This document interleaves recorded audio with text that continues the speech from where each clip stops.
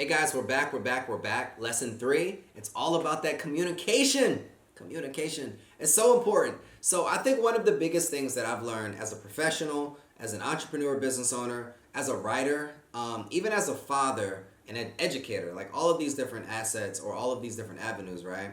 It's super hard to talk to people. And I feel like as this generation grows, people don't know how to talk to each other anymore. When they get mad, they're screaming. When they get sad, they're quiet. When they just get into a place where they don't really know what to say, they don't even know what to say. It's just super weird, and I think it can create awkwardness. I think it can create tension, bad energy. And you don't want to be in a position where you're uncomfortable because you feel like you can't communicate the very things that you want to communicate. So I want to talk about, yes, the importance of communication, but then I'm going to end with like an acronym that I like to use that you can kind of think about if you're getting into what we call crucial conversations or crucial communications, right? And where this concept comes from, or this course comes from right here, as I read a book, I'd recommend everybody getting it. Crucial Conversation, can't remember the author. It's behind this beautiful backdrop that is literally sitting in front of a bookshelf.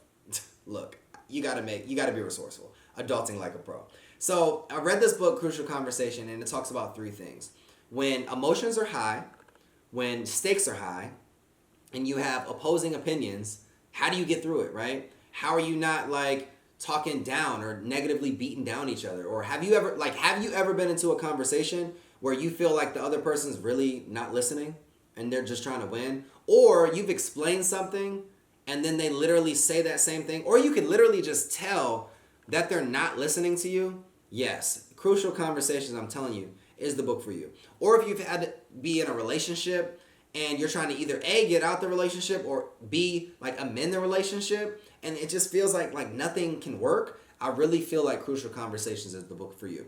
So what this whole model is called the lead model, because I feel like it's always important for you guys to be leaders. Lead your conversations, lead your families, lead your organizations, maybe lead your group of friends, lead the conversation, because it's super important for you to take charge, but also sometimes taking charge is by being able to just back down and knowing when it's time to step forward and time to take a step back, right? So the L in lead is listen actively, or actively listen, right? I think it's so important to be intentional when you're listening. Do not be that person that I'm talking. You're not really listening because you're like, and you're trying to respond. You're literally not listening to anything that person is saying, right? So I need you to be, when you're listening, I want you to be mindful of your body language. So if your body language is like this, or just like this, or you're like on your phone, I feel like that's disrespectful. I feel like you wouldn't want people talking to you like that, or doing you like that, or treating you like that, or displaying that body language to you. I need you to be mindful of that and hold yourself accountable, even if it's something that you don't want to hear. Even if it's something that you kind of already heard, even if that person just kind of needs to repeat themselves to kind of just hear it so that they can communicate it, or if they're kind of one of those people that process things a little bit slower, so they're kind of walking you through it and you're kind of like trying to rush them to get it out. Guys, it's not about you. Sometimes it's really just about allowing that person to communicate to you or get their thoughts out so that it can create a more positive situation between the both of you. So that's the L. The E, one thing that I've always had challenges with, and I think I'm still kind of growing in this area as well, is empathize and be compassionate for that person. Look, I'm going to tell you this. You don't know what people have been through, the traumas that they have faced, why they deal with things the certain ways that they deal with them, why they talk to you the way that they talk to you, or even why they try to sugarcoat things so that they don't hurt you or harm you. I know that you may be one of those straight up, just tell me what it is persons, or you may be one of those people that prefer sugarcoating things because you don't like straight up people. Whatever it is that you are, I need you to be able to empathize with how someone either is communicating to you or how they take what it is that you're saying. Because one thing that I've learned over time is that you shouldn't take offense to anything. Like, you shouldn't. People shouldn't be able to offend you, or like you take offense to it, right? Because there's something going on. It's a quote that says, if you take offense to something, there's something going on that you haven't fully dealt with. So I want you to really, before you attack that person, I want you to be able to attack yourself and really think about, okay, why did I take offense to that? Why didn't I like that? Assess it and then maybe be able to go back to that person and communicate, hey, I didn't like how you said this. I didn't like what you did this. And this is how this made me feel. So I want you to be able to do this and this next time so that that person and you can have a better relationship moving forward, right? So the A, let's talk about the A. Ask questions. One thing that I really do well, that I love to do, is ask questions.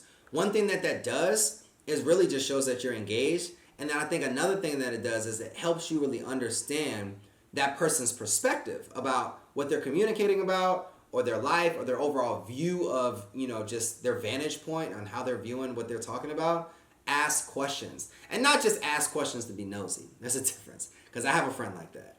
Ask questions that are really like inquiry-based questions. Like really trying to gain an understanding, and it's helping me formulate some type of like movement moving forward, or it's going to spark some action or behavior or something, right?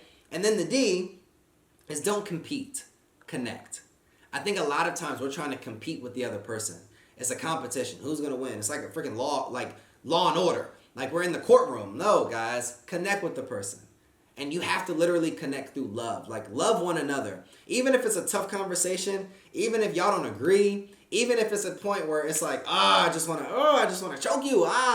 Like still have love for that person. Still be patient with that person. Still, have grace for that person, because everybody doesn't do it the way that you normally would do it. Everybody's not like you. Everybody's built different. And I need you to have some grace and be, just patient with people, listen actively, empathize and be compassionate with people, and then ask those questions.